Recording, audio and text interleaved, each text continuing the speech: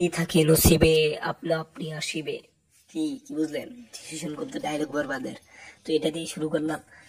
তো এখন যেটা কথা বলবো সেটা হচ্ছে তাণ্ডবে নাকি কোয়েল মল্লিক দিয়ে রয়েছে। এটা কেমনে জানলাম?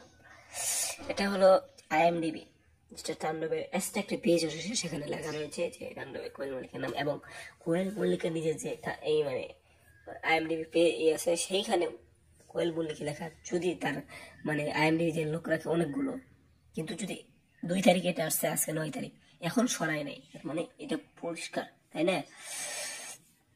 কিন্তু এখনো কিন্তু যতক্ষণ পর্যন্ত প্রযোজনা প্রতিষ্ঠান বা রাইহান রাফি শিওর না করতেছে, ততক্ষণ শিওরও না। এবং 2 তারিখে সুরিন্দর ফিল্মসের সাথেও রাইহান রাফি কথা বলছে। সুরিন্দর ফিল্মস যে কর্ণধার আছে, তার হাজব্যান্ড হচ্ছে এই কোয়েল মল্লিকের হাজব্যান্ড হচ্ছে সুরিন্দর ফিল্মসের মালিক।